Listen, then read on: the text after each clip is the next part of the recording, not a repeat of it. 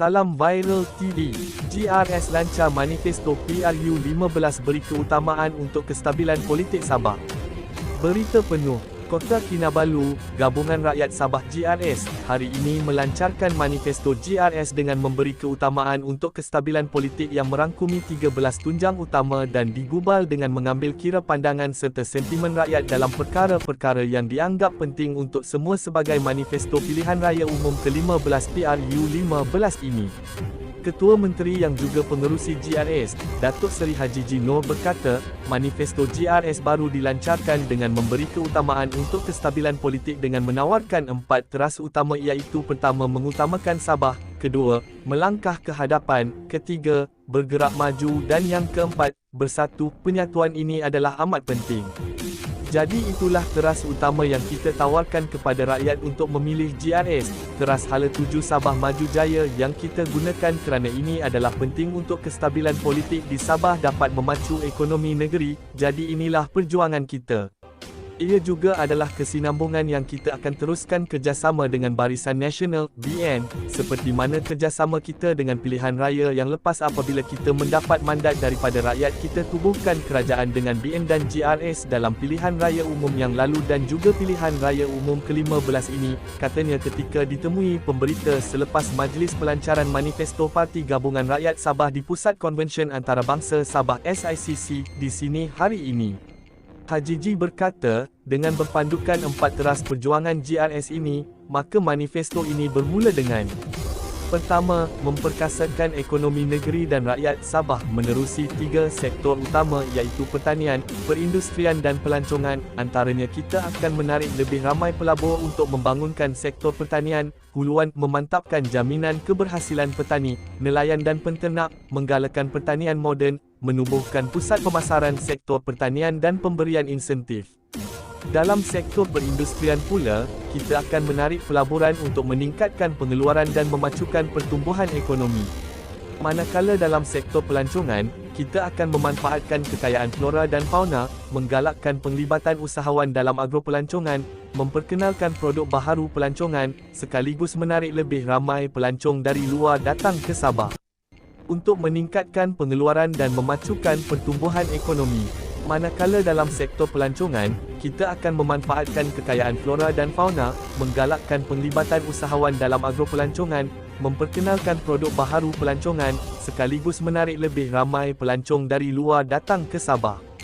Kedua, memperkasakan pengurusan sumber tenaga untuk kerajaan negeri Sabah mengambil semula pengurusan SESB. Di samping meneroka lebih banyak sumber tenaga baharu atau tenaga yang boleh diperbaharui, khususnya yang berasaskan teknologi hijau, bagi memastikan bekalan tenaga yang mesra alam serta mencukupi.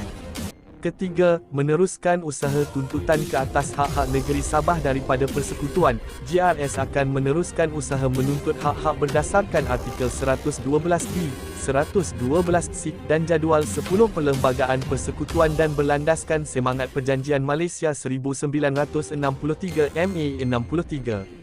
Keempat, memastikan kerajaan persekutuan melaksanakan tanggungjawab dalam mempertingkatkan tahap keselamatan di Sabah, khususnya dalam kawasan S-Zone, mempertingkatkan fasiliti pendidikan dengan menaik taraf sekolah-sekolah yang seberdaya, serta menambah baik kemudahan kesihatan di seluruh negeri.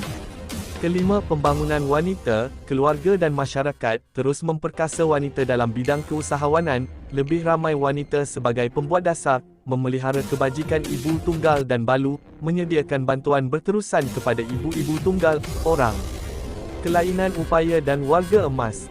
Keenam, menggalakkan penglibatan belia dalam arus pembangunan negara, menyediakan peruntukan khas belia dalam bidang keusahawan, menambah bilangan penglibatan belia sekurang-kurangnya 30% dalam pengubah dasar. Ketujuh, memperkasakan urus tadbir perkhidmatan awam Sabah, antaranya meningkatkan sistem penyampaian perkhidmatan, menambah baik kemudahan perkhidmatan awam, menubuhkan dana amanah pencen, ganjaran pemberian khas dan menyediakan kuota khas kepada anak-anak Sabah menyertai perkhidmatan awam persekutuan dalam skim perkhidmatan pegawai tadbir dan diplomatik (PTD). Kelapan, meningkatkan penglibatan dalam industri minyak dan gas, memastikan penglibatan Sabah secara total dan berterusan dalam industri berkenaan, di mana Sabah menjadi rakan kongsi kepada Petronas.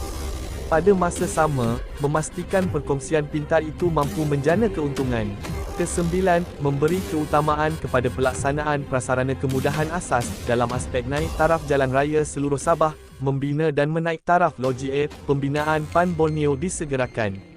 Kesepuluh, menyediakan kemudahan perumahan rakyat, mempercepatkan pelaksanaan program Rumah Mesra SMJ sebanyak 1,500 buah dan meneruskannya, menyediakan lebih banyak perumahan rakyat.